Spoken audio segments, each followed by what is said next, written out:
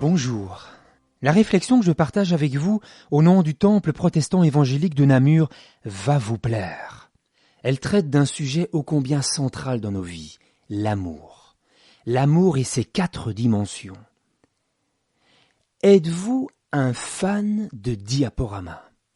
Vous savez, ces animations que l'on s'envoie par mail, une m'a touché spécialement. Elle traite de l'amour vu par des enfants de 4 à 8 ans. Je vais partager avec vous quelques citations. La première, l'amour c'est quand une fille se met du parfum et que le garçon se met de la lotion à barbe et qu'ils sortent ensemble pour se sentir. Excellent. La citation suivante. L'amour c'est quand quelqu'un vous fait du mal et que vous êtes fâché mais vous ne criez pas pour ne pas le faire pleurer. L'amour, c'est ce qui nous fait sourire même quand on est fatigué. L'amour, c'est quand maman donne à papa le meilleur morceau de poulet. L'amour, c'est quand une vieille femme et un vieil homme sont encore amis, même quand ils se connaissent bien. L'amour, c'est quand maman fait du café à papa et qu'elle y goûte avant de lui donner pour s'assurer qu'il est bon. Ces citations nous touchent. Elles nous font du bien. Mais dès que nous continuons à nous promener sur la toile, le discours change de ton avec l'âge. J'ai relevé ici un témoignage que je vous partage, le témoignage de Sandrine, une adolescente. Je me rappelle la super moche période de ma vie. Le vide plus immense et l'impression que jamais il y aura quelqu'un à aimer et que personne serait là pour moi. J'avais plus envie de sortir de mon lit. J'étais là seul dans mon désert, pas même un regard un peu tendre vers moi. Pas une goutte de tendresse, rien. Tous ceux qui n'ont jamais passé la nuit en laissant un oreiller trempé de larmes ne peuvent pas savoir ce que c'est le manque d'amour. Mais le pire, c'est de penser que ça va jamais changer. Dans ces moments-là, on n'espère pas. On n'espère plus. D'autres commentaires suivaient.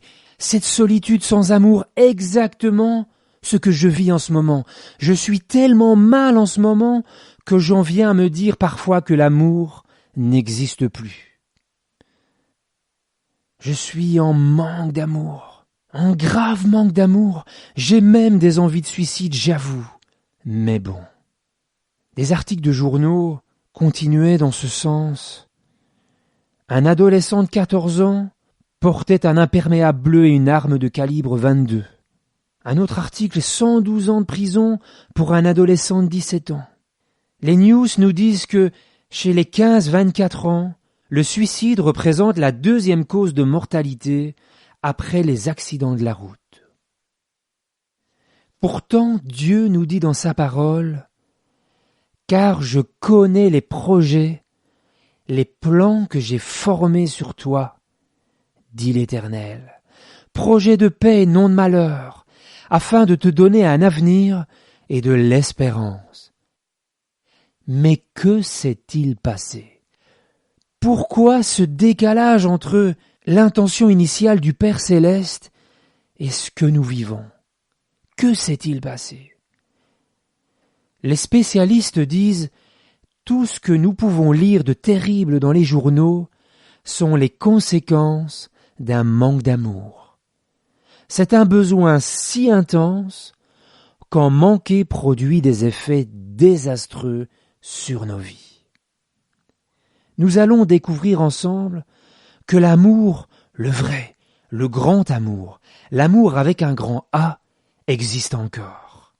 Il n'y a pas dans toute la Bible une seule vérité qui doit agir sur nous avec plus de puissance et de tendresse que la doctrine de l'amour. Dieu est amour. C'est son essence, sa nature. Et en oubliant Dieu, avons-nous fermé le robinet ? Avons-nous obstrué la source et l'empêché de couler sur nos vies ? En relation avec lui, je commence à goûter, à découvrir, à être imprégné de cet amour, au point d'en déborder sur mon prochain.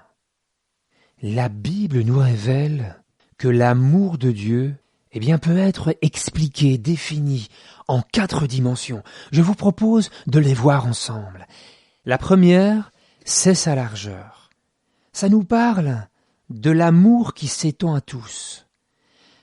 C'est un amour sans frontières, sans distinction. Que je sois juif, arabe, flamand, wallon, que je sois athée, musulman, bouddhiste, la largeur nous montre qu'il s'étend à toutes les nations, à tous les niveaux sociaux, riches, pauvres, que j'ai une formation que je n'en ai pas, que je sois directeur ou chômeur, l'amour de Dieu qui aime tous les hommes, sans exception, et leur offre son salut. La parole de Dieu nous dit « Car Dieu a tant aimé le monde ». Le monde ici inclut toute l'humanité. L'amour de Dieu n'est pas sélectif, il est universel. Vous connaissez sans doute cette chanson de Francis Cabrel, qui n'est pas croyant, mais qui nous livre son intuition que si Dieu existait, voici comment il verrait les choses. Assis sur le rebord du monde. Si j'ai bien toute ma mémoire, disait Dieu dans un coin du ciel, j'avais commencé une histoire sur une planète nouvelle, toute bleue. Bleue, pour ne pas qu'on la confonde. Je vais aller m'asseoir sur le rebord du monde, voir ce que les hommes en ont fait. Dieu qui s'est assis sur le rebord du monde et qui pleure de le voir tel qu'il est. Dieu qui s'est assis sur le rebord du monde et qui pleure de le voir tel qu'il est. Dieu aime le monde. L'amour de Dieu est large. Dieu t'aime. L'amour de Dieu est assez large pour t'inclure aussi. La deuxième dimension de l'amour de Dieu est sa longueur. Ça nous parle de l'amour qui dure. L'apôtre Paul nous dit dans le Nouveau Testament, « L'amour ne périt jamais. Les prophéties prendront fin, les langues cesseront, la connaissance disparaîtra, mais l'amour ne périt jamais. » La longueur de l'amour nous parle de l'éternité. C'est un amour qui dure dans le temps et qui ne varie pas. Nous avons tous connu ou vu des relations fortes s'établir, mais qui s'effilochent au fil du temps qui passe, ou même de l'amour qui devient de la haine. Il n'en est pas de même avec Dieu. Son amour ne change pas. Dieu nous dit dans sa parole, « Une femme oublie-t-elle l'enfant qu'elle allait? N'a-t-elle pas pitié du fruit de ses entrailles? Quand elle l'oublierait, moi je ne t'oublie pas. » L'amour le plus fort qui soit sur terre, c'est certainement l'amour maternel. Bien des choses peuvent se passer dans une famille, mais on dit que l'amour d'une mère dure toujours. La mauvaise réputation, le mépris des autres, peu importe ce qu'il puisse arriver à un enfant, la mère continue à l'aimer, elle espère toujours. L'amour maternel est un reflet de la longueur de l'amour de Dieu. Même si j'ai commis des actes qui ne font pas sauter de joie le Seigneur, il nous dit dans sa parole, « L'Éternel ton Dieu est au milieu de toi, comme un héros qui sauve. Il fera de toi sa plus grande joie. Il gardera le silence dans son amour. Il aura pour toi des transports d'allégresse. » C'est certainement pas Dieu qui dit le péché pas grave. Mais nous avons ici cette image de tendresse et de protection d'un Père. Nous avons besoin d'une révélation, que Dieu prend du plaisir en nous comme un Père. Nous, on a souvent la pensée de Dieu qui voit tout, les gaffes qu'on a fait, qui a le doigt dessus. Mais quand vous louez le Seigneur, quand vous vous repentez de vos erreurs, quand vous marchez avec Dieu, quand vous dites non au mal, Dieu pousse des cris de joie parce que l'accomplissement de son plan d'amour, l'accomplissement de ses projets est en route dans vos vies. Et ça nous amène à la troisième dimension de l'amour de Dieu, la profondeur. Nous avons vu que Dieu nous aime tous, son amour est large. Dieu nous aime toujours, son amour est long. Mais jusqu'où est-il prêt à aller? Dans l'épître aux Philippiens, nous lisons « Il a choisi de vivre dans l'humilité et s'est montré obéissant à l'amour du Père pour nous, jusqu'à la mort de la croix. » L'amour de Dieu est profond parce qu'il est descendu sur terre pour aller jusqu'à offrir la vie de son Fils, pour racheter ma vie, pour racheter ta vie. C'est l'histoire d'une jeune fille aveugle qui détestait tellement la vie et ses difficultés l'avaient rendue aigrie. Mais elle avait un ami, un garçon qui était toujours là pour elle. Elle lui disait souvent « Si seulement je pouvais voir le monde, je me marierais avec toi. » Un jour, quelqu'un lui a fait le don de ses yeux. Quand les bandages ont été enlevés, elle fut capable de tout voir. La nature, les fleurs, le ciel, son ami, sa famille. Enfin, la vie allait devenir belle. Et son ami lui demanda, maintenant qu'elle pouvait voir le monde, si elle se marierait avec lui. La jeune fille le regarda et vut qu'il était aveugle aussi. La vue de ses paupières fermées la bouleversa. Elle ne s'attendait pas à ça.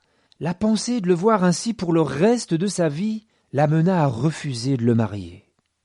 Son ami la quitta en pleurs. Quelques jours plus tard, il lui écrivit un mot. « Prends bien soin de tes yeux, ma chérie, car avant qu'ils deviennent les tiens, ils étaient les miens. » Ça, c'est l'amour de Dieu. Il nous aime tellement qu'il a donné son Fils unique pour nous sauver. L'amour de Dieu n'est pas intéressé par « qu'est-ce que je peux recevoir de toi ?» mais plutôt « qu'est-ce que je peux te donner ?» Dieu donne d'abord. Dieu a tant aimé le monde qu'il a donné. La religion nous donne l'image d'un Christ venant se placer entre Dieu et moi pour apaiser sa colère, mais le Père l'a envoyé à cause de son grand amour. L'amour de Dieu, il est profond. Et je termine avec la 4e caractéristique de l'amour de Dieu, c'est sa hauteur. Ça nous parle de la bénédiction, ça nous parle aussi du ciel. La profondeur de son amour l'a envoyé sur terre pour nous sauver, mais son plan va jusqu'au ciel. La hauteur de son amour nous permet de le rejoindre au ciel, où il nous prépare une place. Une vie, waouh, je n'ai pas de mots pour l'expliquer. Mais déjà ici-bas, nous partageons ses bénédictions. Nous avons tout reçu en lui, toute bénédiction. L'apôtre Jean nous dit dans sa lettre « Voyez quel amour le Père nous a témoigné pour que nous soyons appelés enfants de Dieu, et nous le sommes. » Et à partir de là, la vie ici n'est plus la même. Mon Père, celui qui m'aide, celui qui me protège, c'est le Dieu de l'univers. Fort de son amour, nous prenons de la hauteur dans la vie. Comprenons-nous l'ampleur de l'amour du Seigneur? Sa largeur, elle est suffisante pour englober tous les hommes. Sa longueur, elle est suffisante pour durer toujours. Sa profondeur, elle est suffisante pour toucher celui qui est au fond du trou. Sa hauteur, elle est suffisante pour nous élever jusqu'au ciel. L'amour de Dieu est infini, il est inépuisable, il est l'antidote au manque d'amour ambiant et à ses effets négatifs dans nos vies. Ressens-tu un manque profond d'amour dans ta vie? Je vous partage un dernier texte d'un chant populaire. Comme tout le monde, j'ai sûrement dû manquer d'amour pour le chercher comme je le cherche jour après jour. Comme tout le monde, dans l'inventaire de mes souvenirs, j'ai quelques images de détresse impossibles à détruire. Les silences de mon père, ses excès, ses colères, les caresses refusées, mon enfance rapiécée. Les reproches de ma mère, mes efforts pour lui plaire, la tendresse oubliée, mon besoin d'être aimé. Est-ce qu'on guérit d'avoir un jour manqué d'amour? Est-ce qu'on survit à la mémoire des mauvais jours? Même quand on a pardonné, même quand on aime à son tour, est-ce qu'on guérit d'avoir manqué d'amour? Comme tout le monde, dans le désert du manque d'amour, je cherche en vain une autre main, encore et toujours. As-tu besoin d'une révélation de l'amour de Dieu, de réaliser un peu plus cet amour dans ta vie? Seulement l'amour de Dieu peut guérir tes blessures. Seulement l'amour de Dieu traverser ton armure. Seulement l'amour de Dieu fait naître la lumière. Seulement l'amour de Dieu fait tomber à genoux. Père, j'ai besoin de ton amour dans ma vie. Soyez bénis.